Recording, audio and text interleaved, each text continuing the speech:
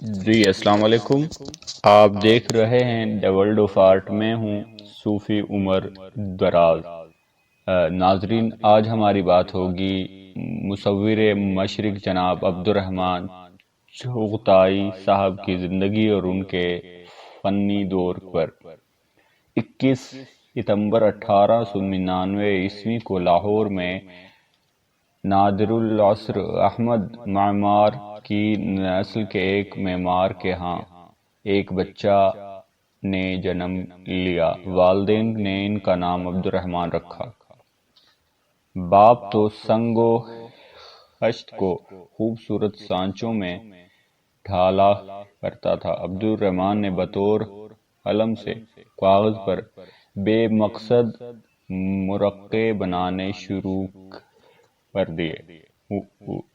عمر اور شعور بڑھنے کے ساتھ ساتھ قلم کے استعمال میں صفائی اور مرقعوں میں مقصدیت اور خوبصورتی بھی آتی چلی گئی۔ اس وقت برِ صغیر میں انگریزوں کی سرپرستی میں جدید انڈین مصوری کی تحریک کا زور تھا، لیکن اس تحریک میں مسلمان شامل نہیں تھے۔ Punjab fine arts society Lahore نے 1914 میں مصوری کی نمائش کا اہتمام کیا۔ نوجوان فنکار عبدالرحمن چغتائی نے بھی اپنے کچھ مرقع اس نمائش میں رکھ دیے۔ یہ مرقع مصوری کے جدید رجحان سے ہم آہنگ نہیں تھے، ان میں انفرادیت تھی اور نقادان فن کو ان کی یہی انفرادیت بھا گئی۔ چنانچہ ان مرقعوں کی خوب تعریف و تحسین بھی ہوئی۔ مسلمان زعماء علامہ اقبال، تاثیر ہتھرس اور بعض دوسرے بزرگوں نے بھی نوجوان فنکار کی خوب داد دی اور وہ اپنے خون جگر سے اپنے فن کی آبیاری کرنے لگے اور نقش ہائے کہ نا تمام بھی مکمل ہو گئے۔ ان کا آرٹ ایک منفرد آرٹ بن گیا اور چغتائی آرٹ کے نام سے مشہور بھی ہوا۔ اس وقت چغتائی آرٹ کے مرقع برطانیہ، فرانس، یورپ اور امریکہ کے کئی دوسرے عجائب گھروں اور نیو یارک میں اقوام متحدہ کے صدر دفتر کی زینت کو دوبالا کر رہے ہیں۔ وہ اپنے موئے قلم سے اب تک 1000 سے زائد مرقع، پینسل سے 2000 سے زائد خاکے تیار کر چکے ہیں۔ رنگوں کی آمیزش سے تیار شدہ خاک اور مرقعوں کی تعداد 500 سے زائد ہے۔ برصغیر کے تمام اہم شہروں کے علاوہ برطانیہ، Germany, France, Italy, Brazil, Philadelphia, Riga اور امریکہ کے اہم شہروں میں ان کے فن پاروں کی نمائش بھی ہو چکی۔ آپ کو خان بہادر کا لقب بھی دیا گیا۔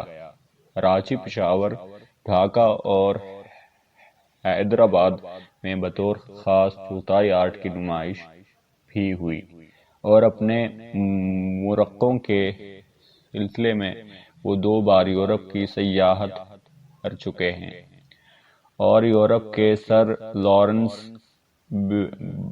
بینیان، سر ولیم ایرون سٹوئن، مسٹر بیسن گرے، سر فران شارٹ، سر کیمبل ڈوبسن، سر ولیم لیولے، سر جان مارشل، روجر رائے اور مسٹر ویلنگسن ایسے ممتاز فنکاروں سے ملاقات بھی ہوئی۔ برصغیر کی برطانوی گورنمنٹ نے آپ کی خدمات کے اعتراف میں 1934 میں انہیں خان بہادر کا خطاب دیا اور گورنمنٹ آف پاکستان سے وہ ستارہ امتیاز کا اعزاز بھی لے چکے۔ عبد الرحمن کے بہت سے فن پارے مرقع چغتائی، نقش چغتائی، چغتائی کے مرقع انگریزی اور چغتائی کے ہندوستانی مرقع انگریزی کے نام کتابی صورت میں منظر عام پر آ چکے ہیں۔ قوارِ چغتائی، عالم Chughtai, the art of Chughtai, Allama Iqbal کے کلام کا مصور ایڈیشن اور عمر خیام کے کلام کا مشہور ایڈیشن تیزی سے تکمیل کے مراحل طے کر رہا ہے۔ کوچ بہادر، ٹرانکور، میسور، پٹیالہ، بمبے، دکن، بڑودہ، نئی Delhi, national museum of modern art میں آپ کے مرقع خاص اور خوبصورت کمروں میں ایک علیحدہ کمروں میں سجائے گئے ہیں۔ چغتائی اپنے فن کے بارے میں پرامید نہیں۔ عبد الرحمن چغتائی کا نظریہ یہ ہے کہ آرٹ تمام لوگوں کے لیے نہیں، نہ پختہ احساس اور شعور کے لوگوں کو آرٹ فائدہ کم اور نقصان زیادہ پہنچاتا ہے۔ انسان صرف مذہب اور آرٹ کے ذریعے ہی شہرت کی بلندیوں تک پہنچ سکتا ہے اور ابدی زندگی سے ہمکنار بھی ہو سکتا ہے۔ لوگ اس سے اتفاق کریں یا اختلاف، نقادان فن کو مختلف زاویوں اور مختلف نظریات کی اینک سے دیکھا اور جانچا ہے۔ وہ روایتی تعلیم اور مزاج کے اعتبار سے ایشیائی مسلمان ہیں۔ ان کے کرداروں کے لباس، فنی سانچے، باغات اور مناظر اسلام کے عظیم ماضی سے وجود پاتے ہیں۔ وہ خوبصورت شہزادیوں، مشہور جنگجوؤں، جابروتوں، بادشاہوں اور عوامی رہنماؤں کے سراپے میں مسلمانوں کی عظمت ظاہر کرتے ہیں، اور ایسا کرتے وقت وہ شاعر کے سے تصور سے کام لیتے ہیں۔ وہ رنگا رنگ پیرایوں میں اپنے تصور خوبصورت کا اظہار کرتے ہیں، اور ان کے اس تصویر میں شعوری یا غیر شعوری طور پر اسلام کے ماضی کی خوبصورتی و آفاقیت بھی شامل ہے۔ آپ کے آئیڈیل کیریکٹر، ان کا پس منظر، رنگوں کا امتزاج اور نزاکت احساس ان کے فن کو منفرد بنا دیتی ہے۔ چنانچہ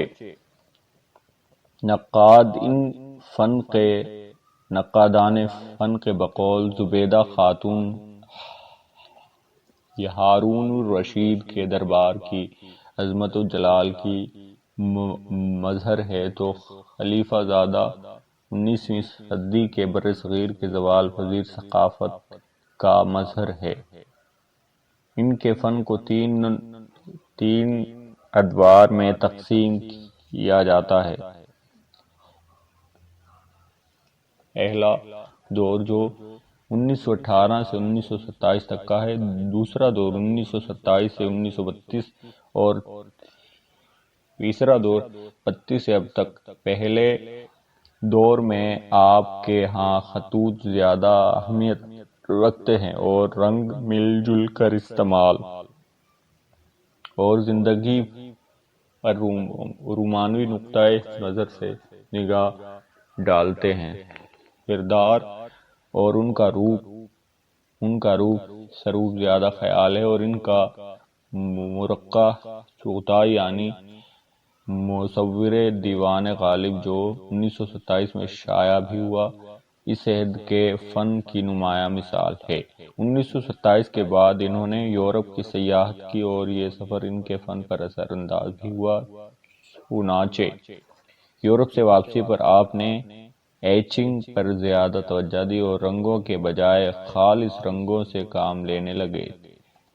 تیسرے دور کی تصویریں زندگی سے زیادہ قریب اور زیادہ تازگی لیے ہوئے ہیں۔ غرض نقادوں نے ان کے فن میں علامت، اشاریت اور تکنیکی کمال کے بارے میں کچھ کہا ہے۔